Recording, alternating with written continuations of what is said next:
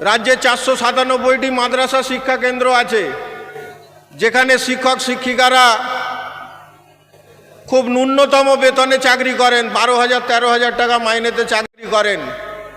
মুখ্যমন্ত্রী 2014 সালে উত্তরকন্যায় দাঁড়িয়ে বলেছিলেন এই সমস্ত মাদ্রাসা শিক্ষা কেন্দ্রগুলোকে আমরা মাদ্রাসা পর্ষদের আওতাভুক্ত করব এবং এদেরকে পূর্ণ শিক্ষকের মর্যাদা দিয়ে যাব। আজও পর্যন্ত 2024 সাল হয়ে গেছে, এখনও পর্যন্ত একটাও প্রতিষ্ঠান, একটাও শিক্ষককে পূর্ণ শিক্ষকের মর্যাদা, পূর্ণ প্রতিষ্ঠানের মর্যাদা দেওয়া হয়নি। এই দ্বিচারিতা আমাদেরও রাজ্য সরকার মাদ্রাসা শিক্ষার সাথে করে যাচ্ছেন। হঠাৎ করে তার মাথায় এলো ক্ষমতায় আসার পরে 10,000 আনএডেড মাদ্রাসা দিয়ে দেবো। আনএডেড মাদ্রাসা কি দেবেন? প্রতিষ্ঠানকে আমরা স্বীকৃতি দেবো, অথচ শিক্ষকদের বেতন দেবো না। পৃথিবীর বোধহয় কোথাও এরকম আইন নেই, নিয়ম নেই, যেখানে প্রতিষ্ঠান আছে, শিক্ষা ব্যবস্থা আছে, মানুষ চাকরি করবে, অথচ তার বিনিময়ে তারা পারিশ্রমিক পাবে না।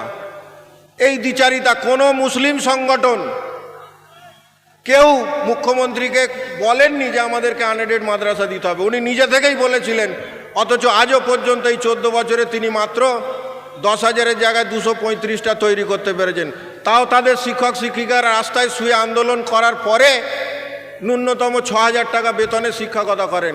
এই হচ্ছে রাজ্যের অবস্থা, এই হচ্ছে আমাদেরকে কোন জায়গায় রেখেছে এই আমাদের অবস্থান। তাহলে লড়াইটা সর্বস্তরে, তৃণমূল স্তর পর্যন্ত পৌঁছে দিতে হবে, যাতে করে আমরা বাঁচি, আমাদেরকে বাঁচতে হবে, পরবর্তী জেনারেশনকে বাঁচাতে হবে।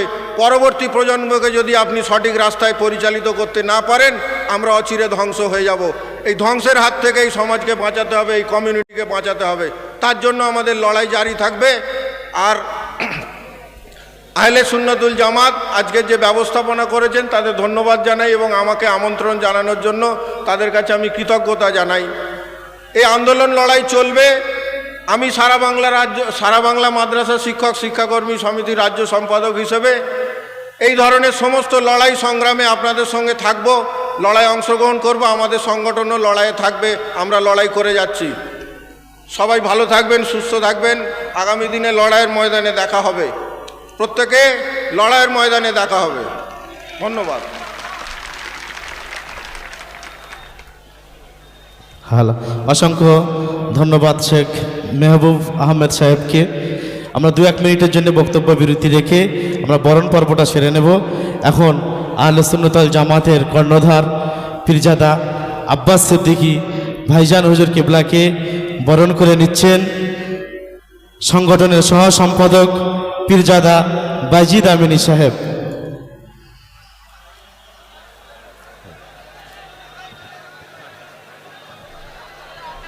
তকবীর দে, নারায়ে তাকবীর, নারায়ে তাকবীর। আহলে সুন্নাত ওয়াল জামাত, আহলে সুন্নাত ওয়াল জামাত, বড় ভাইজান হুজুর কিবলা, বড় ভাইজান হুজুর কিবলা, আহলে সুন্নাত ওয়াল জামাতের কর্ণধার পীরজাদা আব্বাস সিদ্দিকী ভাইজান হুজুর কিবলা, নারায়ে তাকবীর। এরপর বরণ করে নেব আহলে সুন্নাত ওয়াল জামাত সংগঠনের সহ সম্পাদক পীরজাদা বাইজিদ আমিনী সাহেবকে বরণ করে নিচ্ছেন মোহাম্মদ আলাউদ্দিন ভাই। তাকবীর দে, নারায়ে তাকবীর, নারায়ে তাকবীর। আহলে সুন্নাত ওয়াল জামাত, আহলে সুন্নাত ওয়াল জামাত, পীরজাদা বাইজিদ আমিনী সাহেব, পীরজাদা বাইজিদ আমিনী সাহেব, নারায়ে তাকবীর। স্টেজে উপস্থিত একাধিক আলেম ওলামা ও বিশিষ্ট সমাজসেবী তাদেরকে একে একে বরণ করে নিচ্ছেন। এখন আপনাদের সম্মুখে বক্তব্য রাখছেন ফুরফুরা শরীফ আহলে সুন্নাত ওয়াল জামাতের সহ সম্পাদক পীরজাদা বাইজিদ আমিনী সাহেব।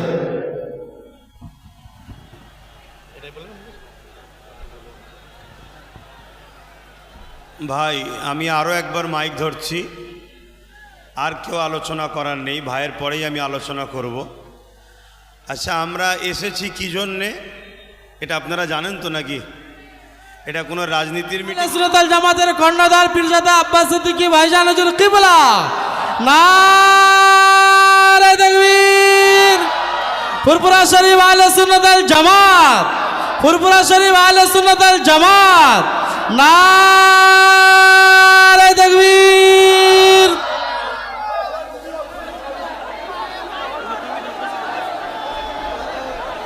শরীফ আহলে সুন্নাত আল জামাত, ফুরফুরা শরীফ আহলে সুন্নাত আল জামাত, ফুরফুরা শরীফ আহলে সুন্নাত আল জামাতের কর্ণধার পীরজাদা আব্বাস সিদ্দিকী ভাইজান হুজুর কিবলা। নারে তাকবীর। আহলে সুন্নাত আল জামাত, আহলে সুন্নাত আল জামাত, আহলে সুন্নাত আল জামাত, আহলে সুন্নাত আল জামাতের কর্মীগণ নারে তাকবীর, নারে তাকবীর।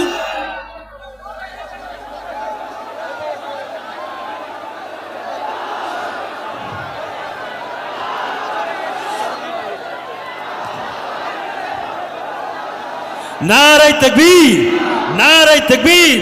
ভাইজানের আগমন, আমাদের বড় ভাইয়ের আগমন, আওলাদে মুজাদ্দিদুজ জামান, মাসরাকে মুজাদ্দিদুজ জামান।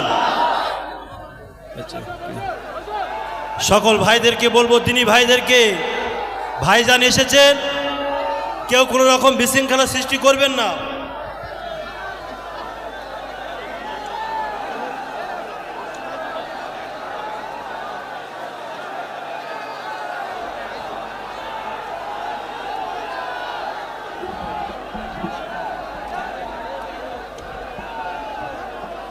আমাদের প্রিয় ভাইজান, আপনাদের সবার প্রিয় ভাইজান এসছেন, যার জন্য দীর্ঘক্ষণের অপেক্ষা। উনি মঞ্চে এসছেন, উনি ওনার কথা রাখবেন। আমরা খুব শৃঙ্খলার সাথে এই সভাকে শেষ করব। তাই শিক্ষক নেই, শিক্ষিকা নেই, পড়াবে কে? এই দ্বিচারিতা আমাদের সঙ্গে হচ্ছে। রাজ্যে 497টি মাদ্রাসা শিক্ষা কেন্দ্র আছে, যেখানে শিক্ষক শিক্ষিকারা খুব ন্যূনতম বেতনে চাকরি করেন, 12,000 13,000 টাকা মাইনেতে চাকরি করেন। মুখ্যমন্ত্রী 2014 সালে উত্তরকন্যায় দাঁড়িয়ে বলেছিলেন এই সমস্ত মাদ্রাসা শিক্ষা কেন্দ্রগুলোকে আমরা মাদ্রাসা পর্ষদের আওতাভুক্ত করব এবং এদেরকে পূর্ণ শিক্ষকের মর্যাদা দিয়ে যাব। আজও পর্যন্ত 2024 সাল হয়ে গেছে, এখনও পর্যন্ত একটাও প্রতিষ্ঠান, একটাও শিক্ষককে পূর্ণ শিক্ষকের মর্যাদা, পূর্ণ প্রতিষ্ঠানের মর্যাদা দেওয়া হয়নি। এই দ্বিচারিতা আমাদেরও রাজ্যের সরকার মাদ্রাসা শিক্ষার সাথে করে যাচ্ছেন। হঠাৎ করে তার মাথায় এলো ক্ষমতায় আসার পরে 10,000 আনএডেড মাদ্রাসা দিয়ে দেবো। আনএডেড মাদ্রাসা কি দেবেন? প্রতিষ্ঠানকে আমরা স্বীকৃতি দেবো, অথচ শিক্ষকদের বেতন দেবো না। পৃথিবীর বোধহয় কোথাও এরকম আইন নেই, নিয়ম নেই, যেখানে প্রতিষ্ঠান আছে, শিক্ষা ব্যবস্থা আছে, মানুষ চাকরি করবে,